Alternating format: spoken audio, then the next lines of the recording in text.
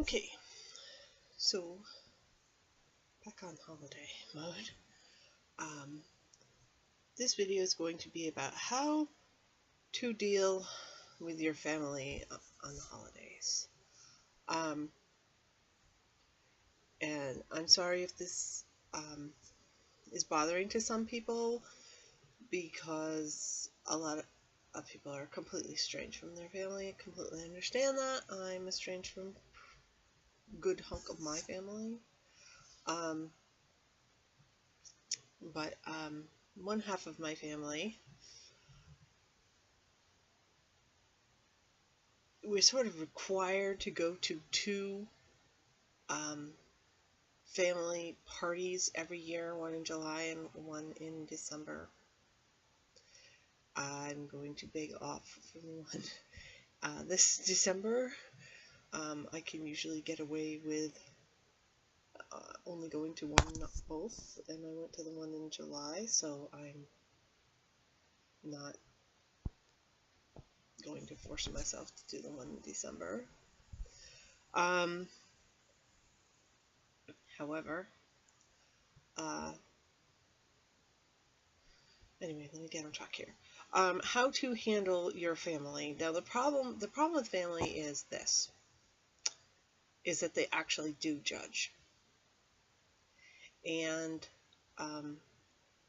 you know, because if you're interacting with other people, I mean, that's the thing that's going through your head.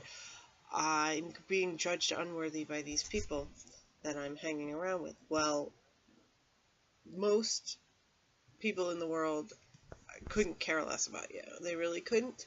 It might seem that way.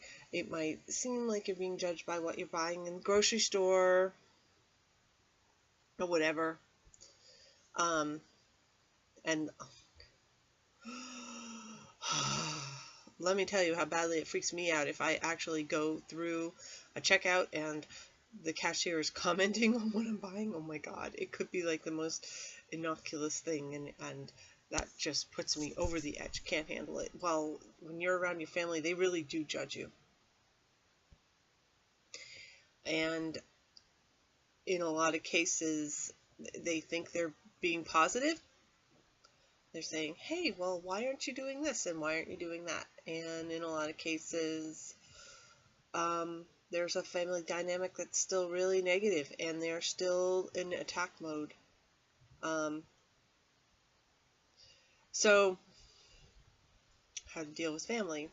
The first way to deal with family is you can avoid them, which is, again, what I'm doing this year. And make up an excuse, or just don't even answer when they call. Once you're an adult, you actually do get to make decisions. And so if you decide that you don't want to interact with them, really, this is hard, this is harsh, especially depending on the dynamic that you've been put in your family. I've been made into a linchpin scapegoat in my family.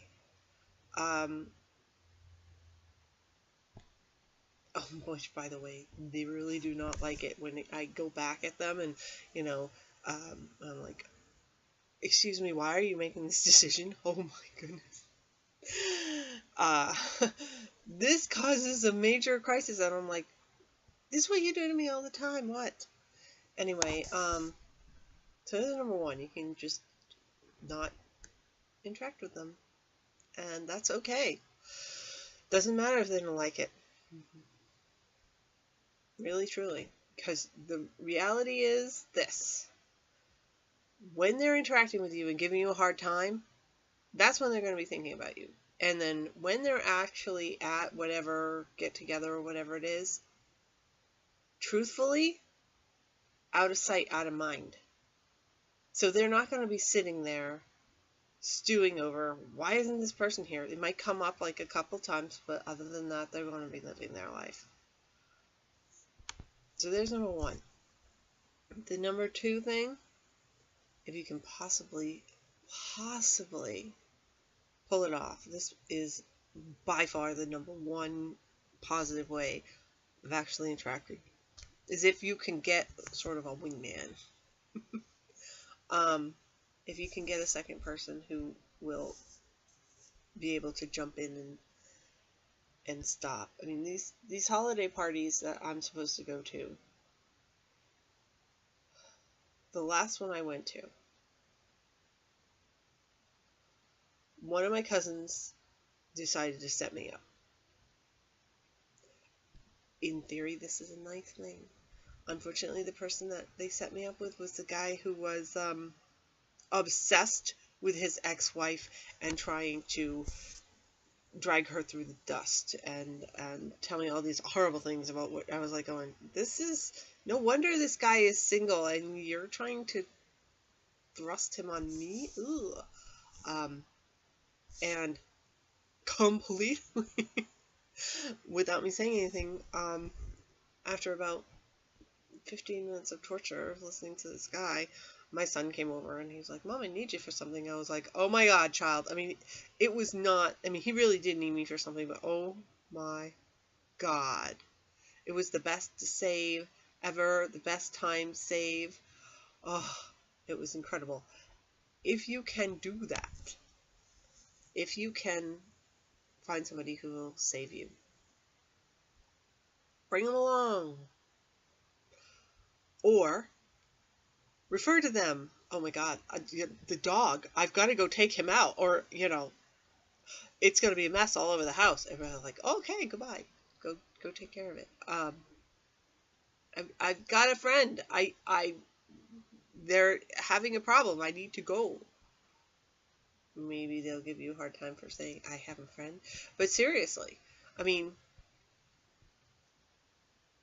it sounds completely like lunatic what I'm about to say, but in the past what's worked for me, this sounds so stupid, I'm sort of like, I can't believe I'm gonna say this, but seriously, I'll be like, oh my God, there's this TV show that I watch all the time, but, you know, I don't know if this would work right now because of DVR and all that crap, but back in the day, it actually worked. I said, oh my gosh, I gotta get home, I gotta go watch the show, it's on right now. And they're like, okay, yeah, bye. To get out. I mean, these are avoidance techniques. But, you know, you developed an avoidance technique as self-preservation, and you developed it because of emotional abuse. And if you can keep yourself from being abused, that's beautiful. You know, that's fine. The opposite of being avoidant is not being a doormat. The opposite of being avoidant is being able to judge when you need to take space for yourself and to be able to actually do it and to not beat yourself up for being a human being, because everybody needs to do that. And, you know, if somebody's picking on you, or somebody has the potential to pick on you, I mean, you don't hang with bullies, right? Nobody does. So, yeah, okay, so those are the avoidance techniques that work really well. As far as actual coping, put a time frame on it. So, you know, seriously say, okay, I can handle this for 1 hour. I can handle this for 1 day. You know, just keep that in mind. You know, I used to, and it sounds really, really incredibly negative, and people heard about this and they were like, what's wrong with you? But I seriously would just repeat to myself in my head, it's almost over, it's almost over, it's almost over. Keep that in mind. Whatever you're going through, this is temporary.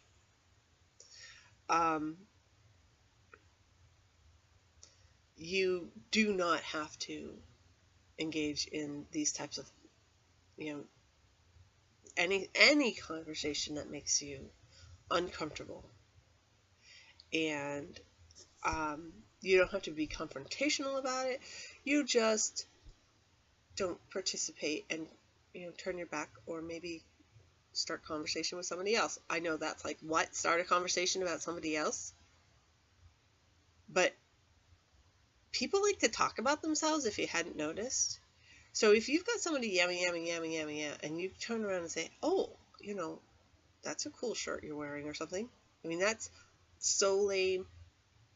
This is when I was talking about how sometimes you can push through your avoidance when you have to. This is one of these situations. If it's either take some guff from somebody or give a compliment to somebody else in one sentence, because seriously, all you have to do is say that, and then they'll be off and running, and then you can, whoever it is that was giving you a hard time, they will, give up on you because you're talking to somebody else. They'll go find somebody else to pester, and the person that you're talking to,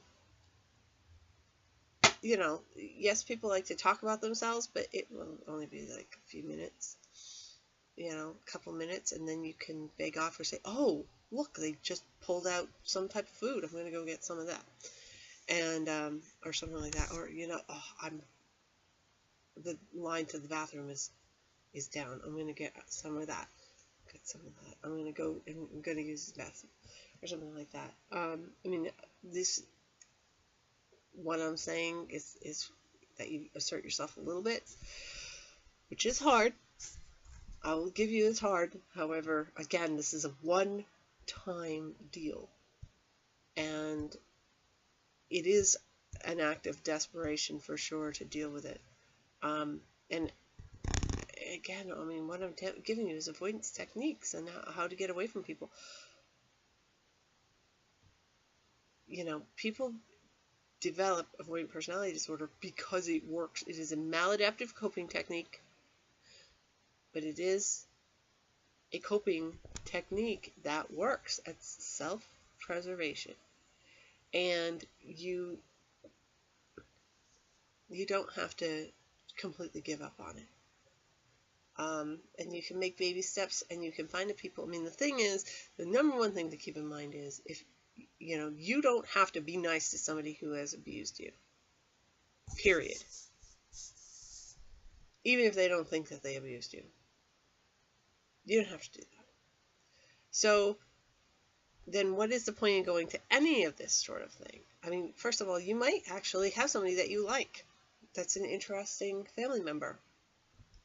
Or, friend of family, or somebody you haven't seen for a while. That's possible. Also, could be good food. Also, you might actually get, a decent gift or something out of it. Also, and this is huge, you might not feel guilty for skipping it. Most of my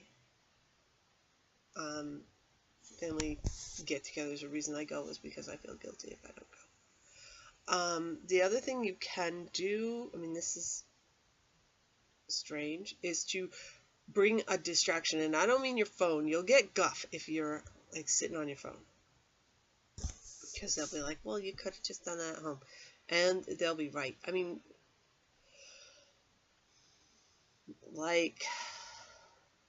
don't know, I brought books and sat in the corner with a cat, and usually people leave you alone. One of the most successful in a way was I went and brought watercolors and painted.